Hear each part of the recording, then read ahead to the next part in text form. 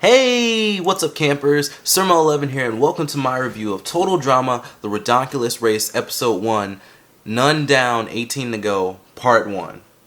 That was a long title. And yes, I am back to reviewing your favorite show. I'm pretty late. Last year I didn't review the show on time due to being on vacation. And this time around the show started while I was in school. Well, I still am in school, so I didn't really review it as it was coming out. Plus, it aired every day on Cartoon Network when it could have aired for half a year if they aired one episode a week. Cartoon Network, I don't know why you do this, but I'll be talking about that in another video. So, we're back in the world of Total Drama with a new host, Dawn, 4 returning characters, 32 new characters, and a race around the world. And this time, they're doing a parody of The Amazing Race. I've never seen that show, so I don't really know how this will go.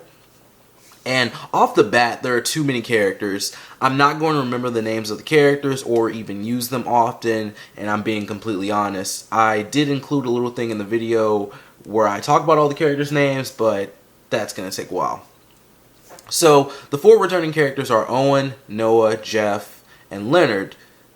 Leonard, who I hated before, he's okay right now, but yeah, the season that he came in, I hated him completely.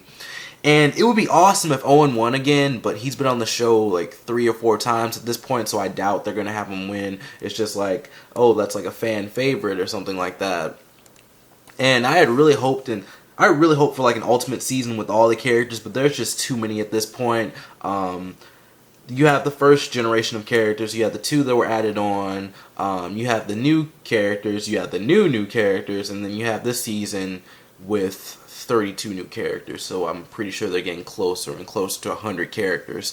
And I don't even know how they come up with all these personalities. Eventually they're going to run out or start repeating personalities. I think they already started doing that.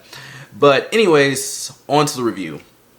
So, the episode starts off with an introduction by Don, and the thing about Don is that he doesn't have the personality of Chris. I feel like they're trying to make him like the pretty boy or something like that, like he's always smiling, you have a little gleam right there. I'm not sure if Chris did that, but I don't know. Chris was evil and he wanted to see the contestants get hurt. Right now, Don seems like a good guy, but I don't really know. He just comes off, like from the first episode at least, he comes off as pretty plain. But maybe he'll develop as the season goes on, because again, it's only been the first episode and the second episode, which I'll be reviewing right after this. And it's so weird the way they talk about Toronto like it's a big deal. And I know that sounds harsh, but maybe it's just because I'm American, I'm from America. It sounded weird the way they're describing Toronto like it's this big deal, but again, it's in Canada, so I don't really know about Canada and all that. And we get a new intro. The new intro has no words, and it's quick like many other Cartoon Network shows, like no music or anything like that. Like regular show has a quick opening, but I'm not sure why. Gumball's opening is cut. Like Gumball has like a whole opening that they cut from the American version normally. If you look up the episodes online, they have the intro included, but yeah. So, the characters, and I need to take a breath before I do this. Whew, because there's a lot. This introduction will be as quick as possible. Let's go. So, we have Carrie and Devin, best friends. Carrie is in love with Devin, but he's clueless and he's taken. Cool. Taylor and Kelly, mother and daughter. The daughter hates the mother and the mom thinks she's cool. We could get some fighting there, maybe her and Junior, Dwayne Jr., maybe they can bond over that or something like that, but yeah, the mom thinks she's still cool and like can hang around her friends and stuff, but she's really not. Emma and Kitty, serious smart sister and other sister looking for fun. Owen and Noah, I'm sure you already know them. Owen is the season 1 winner and he's a pretty awesome guy. I view him as the main character of the entire show, but obviously that's not true because there are always different main characters and all that. Noah, I remember Noah always reading. Did he have any other qualities? It seems like he hates everyone. Like, did he have any other qualities besides hating everyone? I know Noah's intelligent, but that's all I remember. Jay and Mickey are twins who suffer from bad luck. I feel bad for them. I hope they make it far. They seem nice. They seem like nice people. So hopefully they make it a little bit, a little far in the competition. We have Stephanie and Ryan, people who met at the gym and they're a couple now. Ryan looks like he's on roids or something. Moving on. Oh, and Stephanie, she has a side cut. I don't like side cuts. Yeah. Did I mention they're dating? Yeah, I did. Jack, what? I don't know how you say that. Do you guys know how you say that? I really don't know. We have Jacaz or something, and Jose or something like that. They're ice dancers, and they seem to be strong competitors, so maybe they'll make it far in the competition. We have Jeff and Brody, they're friends. Jeff is from season 1, he's dating Bridget. She's not available, so he picked this guy. Dwayne and Dwayne Jr., father and son. The father seems to be very old to have such a young son, and I know everyone has different situations, but he just looks really old. Dwayne Jr. seems to be uncomfortable around his father.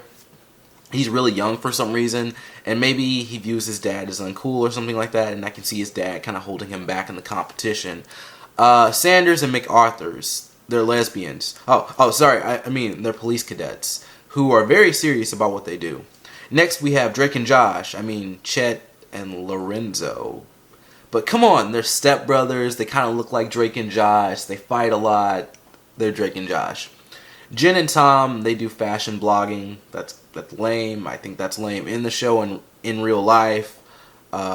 Sorry. Rick and Spud, they're rockers. Lorray, or is this Lauren?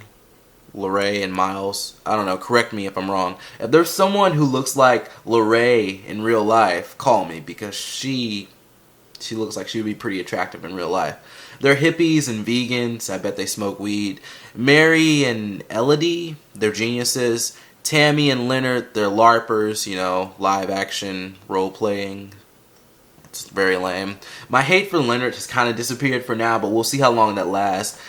Jerry and Pete, they're retired tennis players who are also competitive, and I think their competitive nature will most likely get them eliminated. Pete looks like he could be Chris's dad. He looks just like Chris. Please confirm that. And at first I couldn't find where the goths were mentioned, where they were introduced in the first episode, but yeah, they're gothic people. They look like they could be a threat, or maybe it's the fact that they're silent. I found their names. It was Inu and Crimson. I don't know. So yeah, moving on.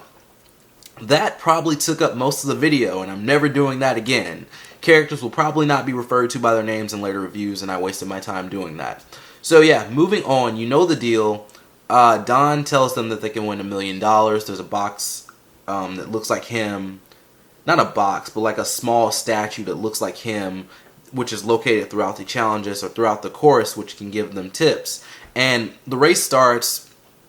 The tips give them challenges or either ors. You know, either ors give them the option of 2 challenges. They have to get to the top of the tower. Hey, this sounds familiar. I think they do like on something tall. Is that every season? Because I know Total Drama Island, obviously they did it. I'm pretty sure they did it in Total Drama Action. I don't really remember Total Drama World Tour. I think they did it in the new season with the new characters. I don't know. It normally seems like they start off with something tall. I'm not sure if they do it every season, but yeah. So they can either climb the stairs or go down the zip line, or they climb the stairs and then they go down the zip line, or they can take the elevator, go outside of a tower, walk around, and then take the zip line. Stairs. Easy choice. Stairs. There's not that much to say. There's a lot of stairs. Dwayne Sr. starts to fall behind, as I expected. Jeff and Brody are killing the steps. But then Brody, when they get to the top, he catches a cramp when he reaches the top. That would be me. I don't stretch, nor am I athletic. That would be me. I would be the one to catch a cramp and just be like, oh God, life is over. Dwayne, he messes up the elevator. He tries to press all the buttons. The fashion bloggers, they get stuck in there, and the other characters are waiting for the elevator. The fashion bloggers, they could have won this challenge because they're the first to reach the top, but they don't do anything. There are 3 planes for each team to get on, and basically I think it's like how fast you get there. So the first teams to get there have an advantage, and this seems to be a very active race, like overall. I'm not sure if the entire show is going to be like that, like very active and all that, having them do a lot of stuff. I kind of wish they all went to different locations so we could focus on a few teams for a few episodes and then switch it around. But then we won't get the interactions with all the characters and all that. But still, it's kind of weird having this many characters all together. And I would like to see some interactions, like some interactions like besides the partners. Like I want to see some people get into some relationships. I want to see some romance and all that. And there are just entirely too many characters, and some of the old ideas are being done to death. I mean, you can only do a smart character so many times. Like what was the last one? The last one was like Crazy or something like that. With like the new set of characters, the new set of characters, a few like last season or something like that. And I'm expecting alliances soon. It's not total drama without dramatic alliances. And I like the next thing too. When they not the next thing, the next time, like when they say next time or all that. I like seeing that in shows. And I don't think anyone's getting eliminated.